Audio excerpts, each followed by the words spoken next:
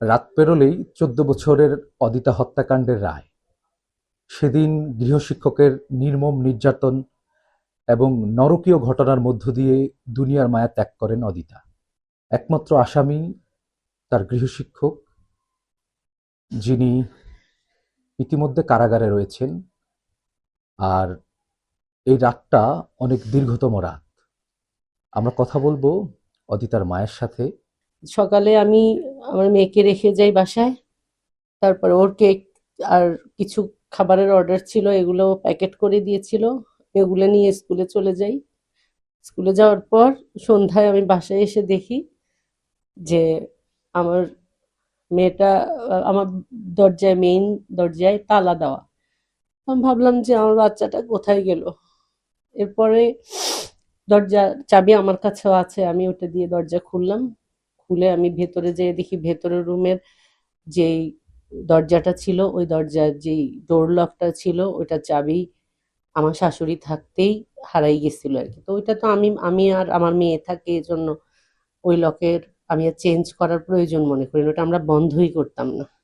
ওই দরজাটা ভেতর থেকে লক দেওয়া ছিল, ফ্যান চলছিল, টিভি চলছিল, কিন্তু মেয়ের কোনো সাড়া শব্দ পাচ্ছিলাম না। রান্নাঘরে গিয়ে দেখি যে খাবার যেভাবে আমি রান্না করে গেছি, ও দুপুরবেলা খাবার খায়নি। তখন আমি ভয় পেয়ে যাই এবং ও যেই টিচারের কাছে পড়তো, আমি ওই বাসায় ফোন দিই। দেওয়ার পরে ওনারা বলল যে ভাবি 11টায় ও প্রাইভেট পড়ে চলে গেছে বাসায়। তাই আমি বলছি অদিতাকে আমি এই পেয়ে খুঁজে পাচ্ছি না, বাসায় নাই। তারপরে উনি চলে আসছে, উনি সহ এসে আমরা ওই বাইরে দিয়ে জানালা, আমার আম্মার সাথে আমি ফোনে কথা বলছিলাম, অদিতাকে পাচ্ছি না। আম্মা বলে যে ওই রুমে আছে, তুই জানালা ভেঙে ফেল। তারপর জানালা ভেঙে দেখলাম যে আমার ইয়া অদিতা শুয়ে আছে। খুব বেশি আলো ছায়ার মধ্যে দেখতে পাইনি। আমি ভাবছি যে আমার মেয়ে অসুস্থ হয়ে গেছে। আমি রাস্তায় ওদিকে চলে যাচ্ছিলাম, ভাবি আমাকে ধরে আনছে, যে আমি চাচ্ছিলাম যে অ্যাম্বুলেন্স বা কোনো একটা গাড়ি আমার মেয়েকে হাসপাতালে নিয়ে। তারপরে ভিতরে আসলাম, এসে আমার জায়েরা আসলো, বাসার সবাই, বিল্ডিং এ আরো ভাড়াটিয়া ছিল। ওই ভাবি ডাকার সময় সবাই চলে আসছে। এসে আমরা ওই দরজাটা বটি দিয়ে আবার আমরা সবাই মিলে, আমার জায়েরা সহ আমরা ভাঙি আর কি। ভাঙার পরে তারপর আমরা ভিতরে যাই, দেখি অর্ধউলঙ্গ অবস্থায় আমার মেয়েটা পড়ে আছে। তারপর ওর গলা কাটা ছিল, বাম হাতের রক কাটা ছিল, রক্ত পুরো হাত ভাসায় ভেসে যাচ্ছিল। বিছানা টিছানা তো রক্ত এসেছিল, আর জিনিসপত্র সব গোছালো ছিল।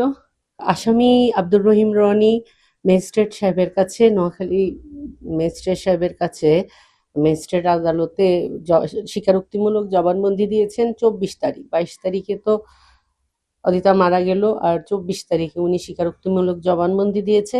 এখানে তদন্ত কর্মকর্তা স্পেসলেভ চৌধুরী, ইনি 43 জনকে সাক্ষী হিসেবে উপস্থাপন করেছেন। এখন এই 43 জন সাক্ষীর মধ্যে 41 জন সাক্ষী সাক্ষ্য প্রদান করেছেন আদালতে।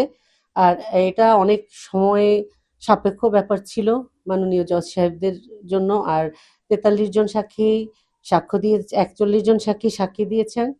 আর আর হচ্ছে আসামি পক্ষের সাফাই সাক্ষী ছিল, ওনারা 9 জন দিবেন বলেছেন। 9 জনের মধ্যে 5 জনের সাক্ষী গ্রহণ করা হয়েছে। আর ওনাদের সাক্ষী আর গ্রহণ করেন নাই। তারপর আর্গুমেন্ট হলো। আর এখন মাননীয়, আগে আব্দুর রহিম জজ সাহেব ছিলেন, উনি এখন বদলি হয়ে চলে গেছেন চট্টগ্রামে। নতুন জজ সাহেব এসেছেন। উনি এখন, আসলে আমি ওনার প্রথম দিকে কয়েকদিন থাকতে পারি নাই, কারণ আমার চোখে সমস্যা ছিল, আমি চোখে দেখতে পাচ্ছি না। আমি এখন ভালো চোখে দেখতে পাই না। এই তো আমি বেশ কিছুদিন হাসপাতালে ছিলাম লায়ন্সে। এখন তখন উনি এসেছেন এবং আহ, অত্যন্ত শর্ট টাইমে উনি মামলাটা গুছিয়ে এনেছেন। এখন অপেক্ষা করছি আগামীকাল উনি সকালবেলা কি রায় দেন। সবাই আমার জন্য দোয়া করবেন, আমার বাচ্চাটার জন্য দোয়া করবেন যেন। আর সারা নোয়াখালীবাসীর কাছে, সারা বাংলাদেশ, শুধু নোয়াখালী নয়, সারা বাংলাদেশে শিক্ষা প্রতিষ্ঠান বিভিন্ন জায়গা থেকে আমার মেয়ের জন্য ন্যায় বিচার কামনা করেছেন। কান্না কণ্ঠ এবং খুব ভারী হয়ে এসেছে এই সময়টুকু। আসলে এই সকল স্মৃতিপটে রেখে 4 বছর ধরে অদিতার মা অত্যন্ত খারাপভাবে সময়টুকু পার করেছেন। আমাদের যে নোয়াখালীতে যারা চেয়েছেন অদিতা হত্যার রায় খুব দ্রুত হোক, তো সেদিনটা খুব কাছাকাছিই আছে।